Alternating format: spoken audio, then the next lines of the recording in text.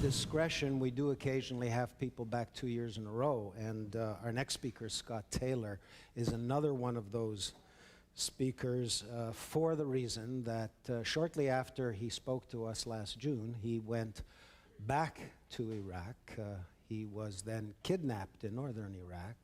He spent a harrowing week, I think it was, 5 days in captivity. He was soundly beaten and lived under the perpetual threat of being beheaded. I thought that earned him a ticket back to this stage. Scott, come up here. Thanks. And tell us about your experience and why on earth you went back. Okay, when I say it's good to be back, I mean it. When we were invited back, we were really excited about this, coming back, myself and my wife. It was actually 2 years ago I was here. I don't mean to correct you, Moses, but time does fly. And when we came here, we had no idea what to expect the first time, and we really, really enjoyed it. So when we got this opportunity to come back, we were really excited. When I came here 2 years ago in June, I had just come back at that point, June 2003. Go back in time, that was like 1 month after President George Bush had declared mission accomplished. I'd gone back in, came back, and on this stage said, mission not accomplished. This is going to be a bloody insurgency. They're not going to give up until the last American's gone, and after that it will probably degenerate into a bloody civil war. Well, I'm not going to stand up here for 20 minutes and say I told you so, but I could say I told you so. So we're going to avoid that, and as Moses mentioned in the speech, a momentous event happened last year, which seemed to define my life from that point forward. It used to be when I went on television, regardless of whatever the subject was, they would put my name underneath. It could be editor of Esprit de Corps magazine, author of fill-in book title, military analyst, Balkan expert, Iraq correspondent, etc. Now, whenever I go on TV, it says underneath my name, former hostage, which is probably pretty unnerving to people that are watching when I'm talking about Canadian submarines or who the new chief of defense staff is. But for some reason, whatever accolades or credentials you've gained before that, this one trumps everything, former hostage. I've given a lot of presentations, of course, since the event, a lot of media interest internationally on how getting the story became the story, which, as a journalist, is actually very frustrating for one, and B, it's a little bit embarrassing. Nobody sets out to get captured, certainly not in the manner that I was. But having survived that, I felt that I had gleaned a sort of viewpoint that few others had survived to tell about. And in particular, I found that the American media didn't really want to know about it, which I found rather unnerving. We go down there and we talk about how it had happened, how myself and a Turkish journalist had gone to this remote Turkoman enclave. It's a city of Turkish-speaking indigenous Iraqis in northwestern Iraq that no other Westerner has been to in about 20 years. I had been there the previous June. The Americans were about to launch an attack. We felt we could go in and report on the collateral damage, etc., which I've done in Fallujah and Najaf, etc., so it wasn't that far-fetched. But when we got to the outskirts of town, it was the American-paid Iraqi police that actually turned us over to some masked gunmen who turned out to be a Turkmen chapter of the Ansar al-Islam, which is linked to Al-Qaeda. Now, during the course of our captivity, we were moved about several times from Tel Afar into the city of Mosul, which I'm sure many of you, if you watch the news, have heard that name as well.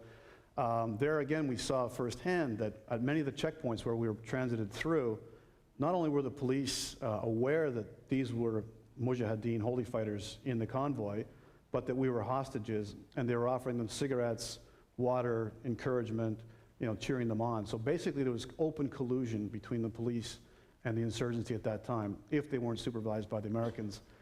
Another interesting thing for us was that the Turkomans, who we thought there was a divide between them and the Arab groups in the north, were openly cooperating with them. These Ansar al-Islam types were fundamentalists. They turned us over to Arab fundamentalists who called themselves the pupils, which is sort of like the students or the Taliban. But they also negotiated at one point with former Baathists who were secular. So I'm thinking, okay, by the time we get released, I'm telling the American TV producer all this. This was showing us that there was, the existing bridges between the ethnicity and the different religious factions between Sunni, Shia, fundamentalist, secular, were all blurred when it came to the insurgency. They all seemed to have one common purpose, and that was to oust the Americans, and they were working together towards that. So the TV producer's looking at me with this blank look, and he says, okay, but that's all wonderful, but when you go on TV, you can't use any of those terms. I said, what? He said, you can't use Al-Qaeda, Ansar al-Islam, Turkmen, Arab, Kurd, Ba'athist. He says, you have to pick one, Iraqi or insurgent, and stick to it. Because our audience that they're aiming, this was a serious news program, is aimed at the attention span of a 10-year-old. So I'm thinking, well, so what? Your country's at war. They need to know who it is that they're fighting. Nevertheless, when I went on TV, I used the word insurgent repeatedly. So the insurgents captured us, took us through the insurgents, who transferred us to the insurgents, who negotiated with the insurgents, who released us, which didn't really provide for a gripping story. They probably thought this guy's an idiot. Even the 10-year-olds were turning me off. What they did pick up on, though, U.S. media loved the fact that for some reason I was always being accused of being an American, American pig, Jewish pig, or a Mossad spy. And they really picked up on that. Particularly Geraldo Rivera, of all people. He was very empathetic during the interview. He actually offered to come up to Ottawa, wrap his arms around me, and give me a big hug, which was really rather disturbing. It wasn't comforting at all. So, in answer to his question, I mean, why was it they kept accusing me of being a Jewish individual? These people, this is not a place in the world where they're really worldly. They've never been outside their village. I mean, they don't know Canada exists. They've never seen a Westerner, as I said, for 20 years. They only get what they're told by their clerics as to who the kafir or infidels would be. And of course, the Mossad, the Jewish, the boogeyman, plays big in their mindset. And of course, the fact that as we got passed off from group to group, we've been separated, long separated from our passports and identification, which had been destroyed. So you've got no way of identifying who you are. I went through multiple strip searches. I've got an eagle tattooed on my arm, and we won't give you any other details, but there's other reasons why they suspected I was Jewish. Thank God for Google searches. They got me out alive. The other thing that Americans loved to talk about was the actual torture itself. They really fixated on that. They didn't care who they're fighting and why they're fighting the American people.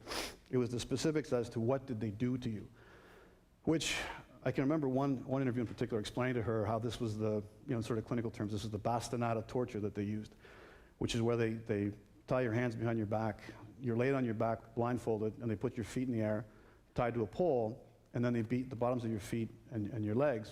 The legs are with broom handle-sized poles, and then they use sort of a reed-like whip on the bottoms of your feet. And I was telling her how this is supposed to be very systematic. They'll hit the same spot until you convulse with a Charlie horse sort of thing. And the guy that was doing the interrogating at the same time that they were torturing me, he sort of lost it because I wasn't giving him the answer he wanted. So at one point he actually reached down several times and he punched me in the face. But I was on my back, so it was at the end of his reach. It didn't really hurt, but it lifted the blindfold just enough that I could see. And I'm looking up at my own feet. And then he went crazy. He grabbed one of the broom handle poles, and I saw him take it and swing it violently. And he took off not just the sock, but my toenail, and I saw the shower of blood gone from my left foot. So at this point, the woman leans into me and says, "Did it hurt?" And the other thing I'm thinking, and the guys in here are going to understand this, I got my legs splayed wide open. I got 6 guys with broom handles beating my legs. You keep thinking, please God, not the nuts. And that's the thing is going through my head. So I explained this to her. At this point, she comes in closer, actually puts her hand on my knee and looks with this, sort of empathetic emotion. She's going to draw it out of me, good journalism, going to draw it out of me. She says, really low voice, "Were you afraid?" "No, I'm RoboCop, lady." The other question I've gotten from the Canadian media, right from it happened, right up until now, has always been, will you go back? And I think Moses asked, why did I go back? Why will I go back? When I first arrived home after what I'd been through, the answer was absolutely no way. And if I was going to joke, I'd say, well, my wife will never let me. But as time went on, it's one of those things where you realize that you have a rare knowledge or education from that region of the world, which there isn't a whole lot written, and it's difficult to glean from books as to what's going on now. Very few Westerners and very few reporters have been up in the north, certainly not to the extent that I've been up there. So you think, well, I don't want to lose all of that. I'm not an academic, but I can go down to U.S. universities and give speeches now on the back of what it is I've gleaned. So then I started to say to people, well, I'm not going to rule it out. And that little bit of vagary in my statement led to a Montreal film company, they're also doing a documentary, to jump to the wrong conclusion. They were theoretically going to do this film, and they suggested, would you ever go back? And I said, yeah, in theory, yeah. And then suddenly they got the funding. They were up in my house just about a month ago saying, okay, the airline tickets for July 2nd, you're going back in. And all of a sudden it became real. This isn't hypothetical. And the reason they wanted me to go in seemed to be more based on just simply getting footage of me doing this. There was no reason to go and report. Nothing's changed in the situation. And then I learned that they themselves would not be going with me. But don't worry, it's perfectly safe. It's going to be the final scene in the movie. I also thought my wife would jump to my rescue and say, he's not going, you know, so I don't have to sound like a pussy and say, I'm not going to go. She didn't. She says, listen, he's getting a big boy. He can make up his own mind, which I thought, oh, thanks a lot. So I spent 2 sleepless nights, and I can say that's the first 2 nights I've had any problems since the entire ordeal. Because up until then, I just blocked it out, compartmentalized it, left that over there, but the idea going back in. I mean, in theory, I'll get back up on a horse, but not maybe the same horse, and not while he's still bucking and jumping in his pen. And so I gave it a lot of thought, then phoned them back and said, no, I can't do it, not right now. So they were saying, okay, we understand, no problem, we'll take you to the border and we'll just film around that. Well, last Thursday, I think it was, June 16th, that all changed. There was a front page photo in the International Herald Tribune, and in that photo was Iraqi captives that were taken in the Americans' latest push in the city of Tal Afar. And lo and behold, one of the guys that beat me is sitting there in the photograph, trussed up. The Americans actually captured him. So they don't know who he is, of course, because what they've done is they've grease-penciled B5 on his forehead. So you know the Americans are just herding these people together and going sorting them out later. So I notified people I knew in the Pentagon and put things through saying, I don't know if you know it, but both myself and the Turkish journalist have identified this individual as the one who assaulted me. And I thought, well, I got a phone call the very next day at my office. It was a Sunday. And this guy comes on a broken phone. This is Major Gary Dangerfield, 3rd Armored Cav in Tal Afar, you know. We want to invite you over for an all-expense-paid trip. Thinking that's great. So I said, listen, just long enough to identify the guy and get out. And he says, identify what guy? I said, you managed to capture one of my captors. He said, well, we don't know anything about that, but our commanding officer has read my latest book, which is entitled, among the others, shameless plug, Encounters with the Iraqi Turkmen.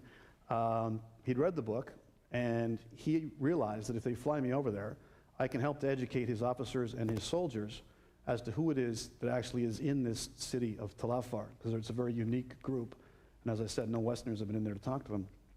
And I was encouraged by that, because up until now, the Americans just called these guys the bad guys or Saddam lovers or whatever. It's always just everybody else is either good or bad. So this guy, by approaching me in that manner, I thought, okay, they can think about that. They also put into play the fact that they're going to hold the guy in the meantime until I can identify him positively. But I spoke also with my Turkmen contacts, and they were very ecstatic that perhaps I can facilitate a dialogue between the American forces in Tal Afar and these insurgents, or just simply the Turkmen people, to help stop the bloodshed. So for me, when that opportunity arose, it was entirely different than when they said simply, can you go back in for a photo op? I'm being asked now to go in and to make a difference.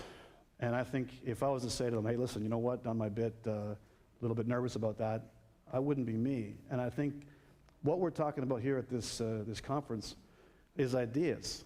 Having good ideas and good knowledge is jack squat if you're not prepared to back that up and have the courage to follow it up.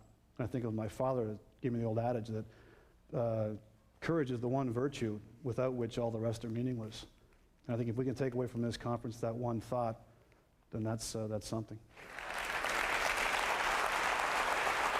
Okay.